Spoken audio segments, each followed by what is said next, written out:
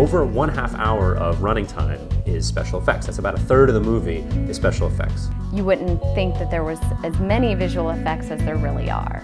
It becomes much of a organizational and bookkeeping challenge. Definitely being organized was something that I started to hone in doing this. And it took all of us hours and hours and hours. You know, we would work together and it was a nice collaboration. I felt some of the simpler shots actually were my favorite shots. A major effect that we relied upon quite a bit is just setting up things in the frame that normally would be moving and just having them hold still.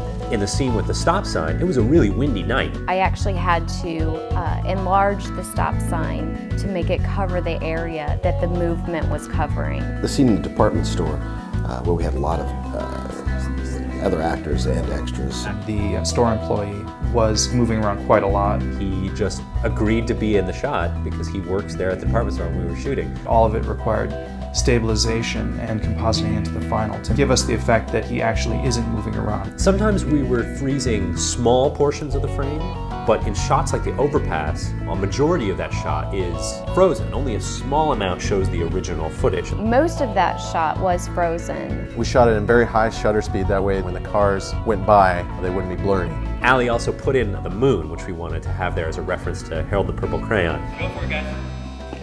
The shot in the gym required a ton of footage. I received a plate of each element. The basketball player tossing the basketball, the cheerleaders doing a basket toss, 2 cheerleaders doing backflips. And then finally, after all that, Scott walks through and does his action. I actually overlaid all of the other elements on top of him.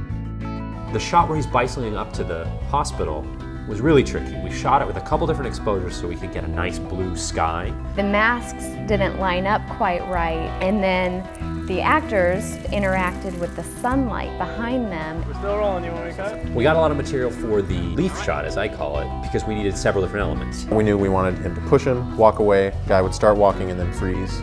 It was pretty difficult because as the actor shifted, he covered more ground. That required us to take out key moments in the action occurring at a different timing than the directors actually wanted. They actually wanted the leaves to blow in, which was on a separate plate, so that it could accentuate the stop motion effect. Went the wrong way. For the Josh murder scene, we knew we wanted indentations from the impact. Sometimes, low-tech effects are the best. So this was actually my father's idea that we use clay. Edward was able to take the material, the close-ups of the impacts into the clay torso, and cut and paste them into the master shot. Some of these elements were lit differently, so that was definitely very challenging. For Josh spitting out blood, basically we shot it at very high shutter speed. That shot is literally a still frame of the raw footage. The blood is real. I mean, the blood isn't real blood, but it's real fake blood. Our dummy Alistair is in a lot of the best scenes in this movie. When it arrived, we were all like, I don't know, it's like a sort of soft body, a little more flopsy than we would have liked. Ethan named him Alistair, and the name stuck. We had a lot of fun dressing him up and making him, part of our crew. Action.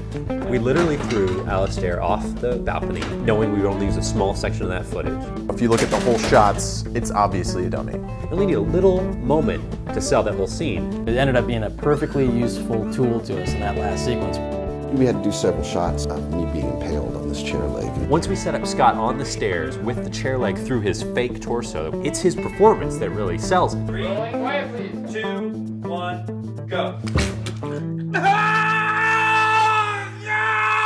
We talked a lot initially about what we were going to do with these point of views. And everybody flip a page. They could be anything. The sky's the limit. We were able to design exactly what we wanted it to feel like the audience, to be locked, seeing through her eyes. What we have in that POV effect really goes back to those sort of early conversations about the idea of video. And we really liked the sort of analog feel of when you hit pause on an old VHS machine. It really sort of hangs on that moment and isn't ever quite able to totally still the image. So I think we latched onto the sort of the vibration idea initially. We went through a lot of revisions and versions as we tried to refine the look.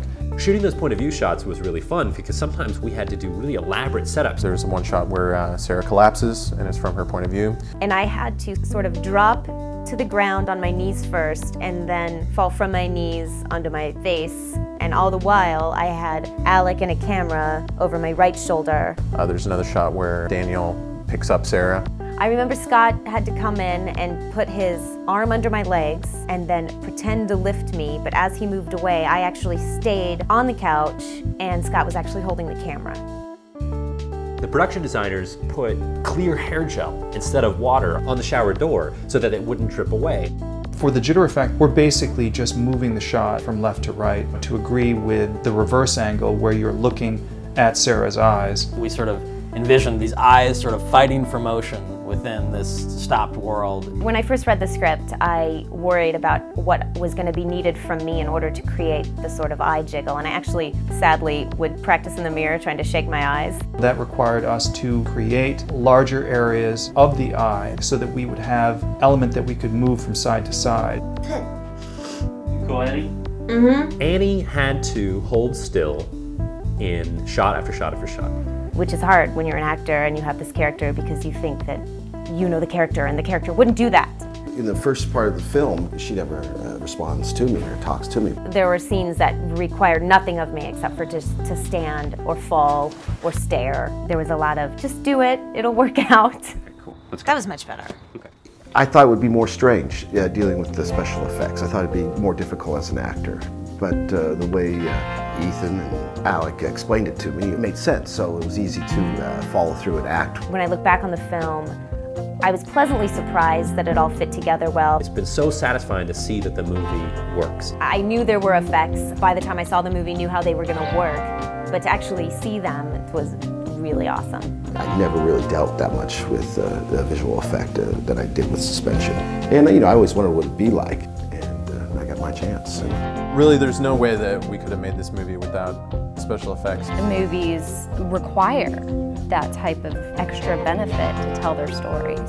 You can do so much with so little nowadays. The possibilities are infinite there. I think it's really exciting that you have a whole new tool set at your fingertips. I'm sure you're going to continue to see amazing new ways of telling stories that people previously had never conceived. Cut.